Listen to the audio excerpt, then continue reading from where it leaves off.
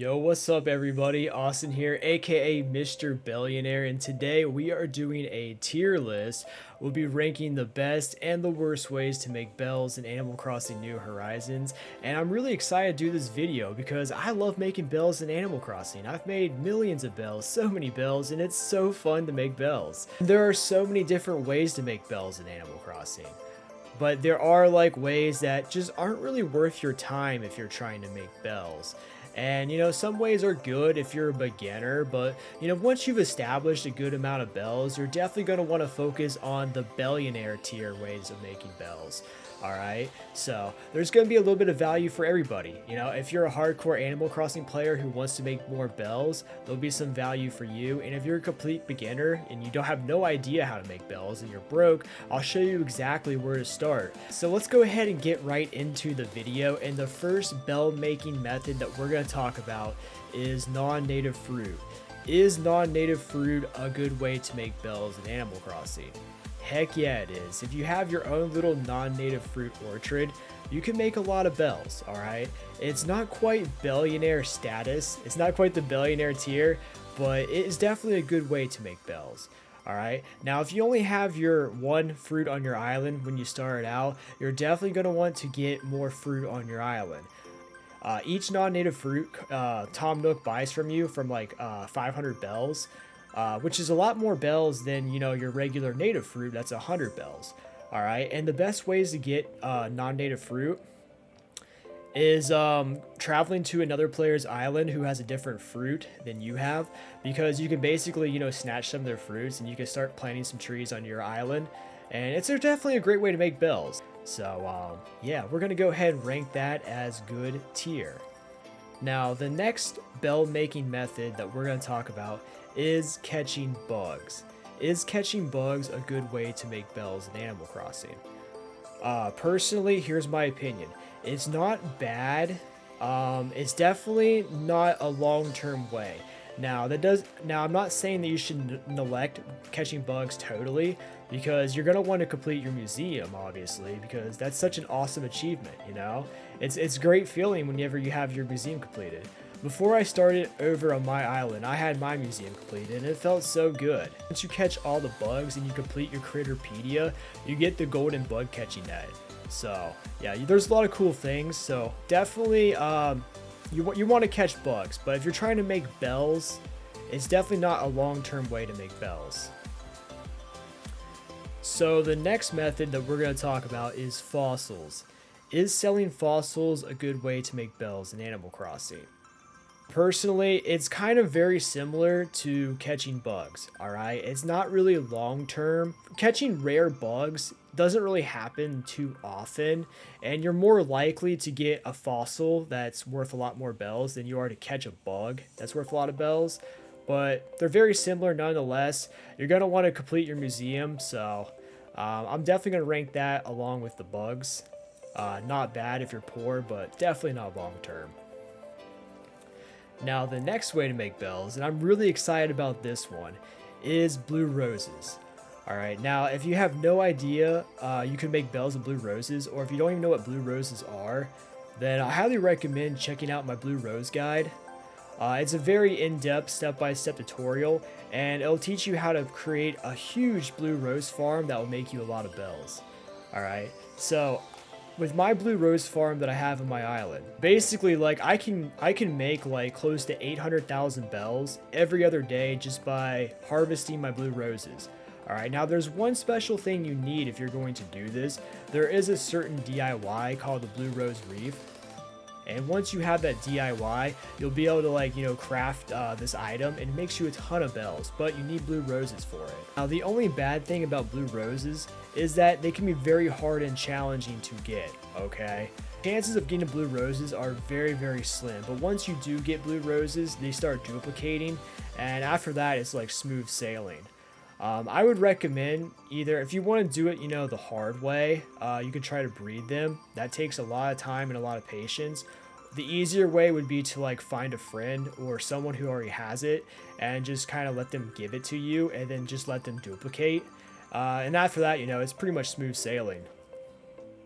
So we're going to rank blue roses as billionaire. Now, the next method that we're going to talk about is turnips. Are turnips a good way to make bells in Animal Crossing? Well, turnips are better than good. Turnips are fantastic. However, they can be a little confusing, and the reason why they're a little confusing, basically, like, there's a bunch of patterns that go into it, right? If you want to sell turnips on your island, you have to like follow the pattern of turnips, okay, which it can be a little complicated. Now, if you want to do turnips the simpler way and basically have no risk involved, then I would highly recommend either using services like the turnip exchange, because you're always going to have high prices on the turnip exchange because you go to someone's island and you sell them there. What you can do if you have a friend, all they would have to do is open up their island for you and you can sell your turnips there while they look for a high turnip price. So, but I've made so many bells with turnips, so I would definitely rank turnips as billionaire. The next bell making strategy that we're going to talk about is crafting. Is crafting a good way to make bells? Not really, unless you're crafting with blue roses. If you're not crafting with blue roses, I wouldn't really recommend crafting at all to make bells, because the only times I really use crafting is if I'm wanting to craft something for my island or my house. So I'm going to rank crafting as meh.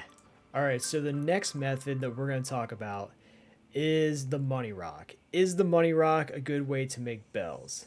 If you're a complete beginner and you don't have any bells already, it would definitely be worth it to hit the money rock that appears on your island once a day, okay? Because you can get like 8,000 bells with each money rock. So if you don't have a lot of bells, I mean, I would hit it every single day. Now, if you're already rich in Animal Crossing, probably not worth it.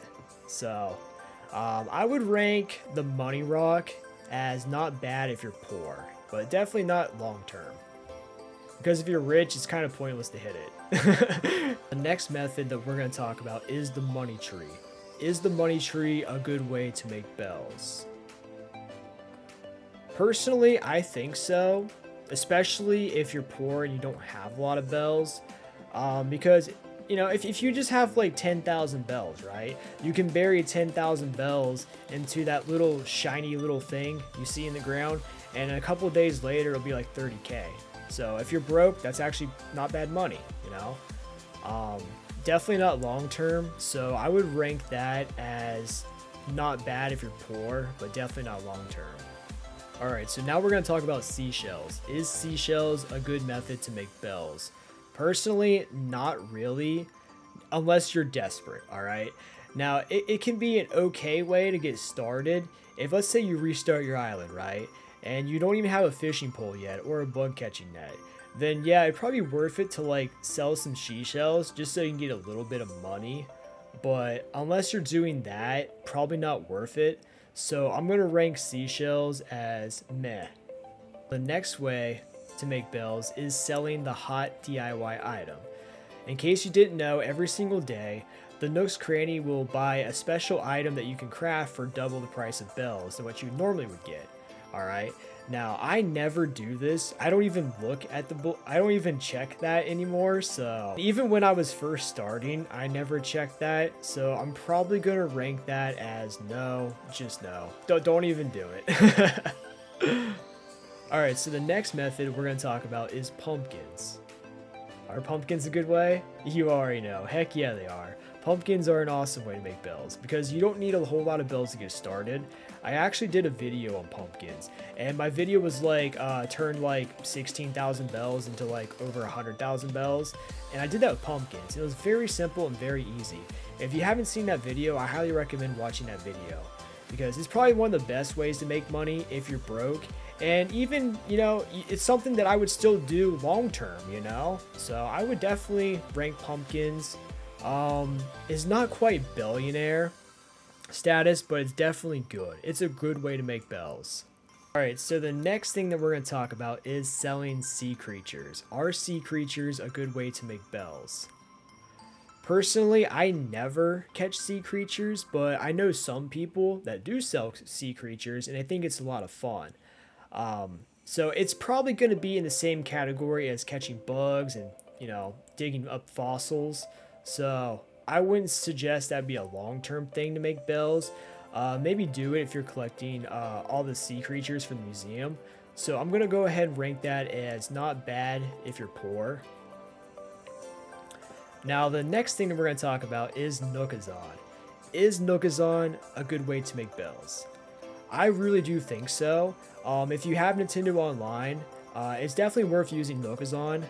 I've never had a bad experience. There's always that possibility that you could get scammed, but it's like a 1% chance. It's never happened to me.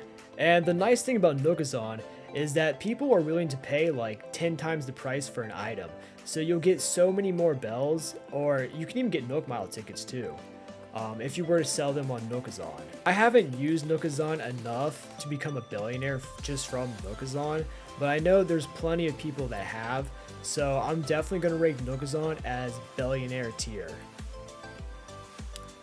And finally, our last bell making strategy that we're going to talk about is the duplication glitch.